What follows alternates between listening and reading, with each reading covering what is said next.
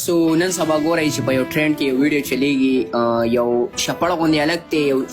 یو د ځان له په ورسکرون باندې کامره نیولې ده او دی هغه بل کار هم کوي که نه نو اوس لکه زه سوشل میډیا کې زه اوس ډېر مشهور شوی یم که نه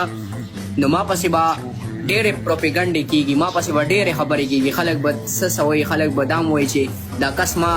ډیټه کړی دی لکه مطلب تاسو چې زه خو اریان دې ته یم که نه چې د یو سړي پین فالوور کم شي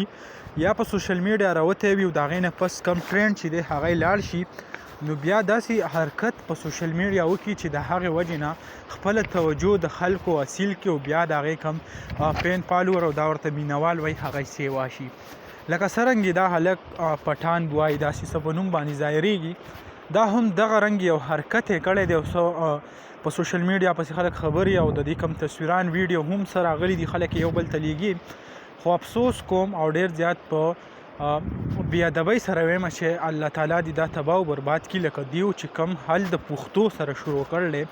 د پښتو کم نوم نشان چې و هغه تباه او برباد شو په ټیک ټاک باندې د هغې کومه جنازه چې دا ووته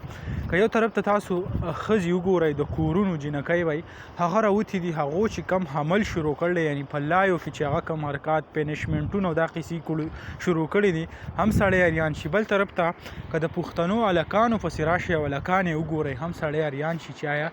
زمونږ کم پښتو چې وه زمونږ کم غیرت چې و زمونږ به چې کم ماشومان هلکان وو هغه به کم طرف ته تله او نن سبا چې کم دی په ټیک ټاک کې کم سایډ ته روان دي نو سړی حق اریان پاتې شي د دې نه علاوه زه به تاسو ته وایم د پښتو په ټیک ټاک کمې جنکۍ چې دي په هغې کې چې کم قسمه ډانسونه شروع دي او پنشمنټ شروع دي نو تر دې حده پورې که هغه ویډیو زه تاسو ته یوه هم په دې یوټیوب باندې پلی کړم نو یوټیوب کم دغه ټیم چې دی هغه به زما دا ټول چینل بند کړی وي صرف او صرف په دې وجه باندې یعنی کم بې حیا ډانس او بې حیا پنشمنټ چې کوي خو الله تعالی دې خیر کړي او الله تعالی دې په موږ رحم وکړي او دا کومې قصې چې ټیک ټاک شروع کړلي که سوشل میډیا ته وګورئ نور دونه حالات خراب نه دي لکه ټیک ټاک چې کم حد ته رسولي دي نو سړی ډېر ویریږي چې را روان خلکو مستقبل کې به هغه زموږ څه کېږي دغه ویډیو به تاسو سره هم شریک کړئ انشاءالله بل ویډیو کې ملایږو الله حافظ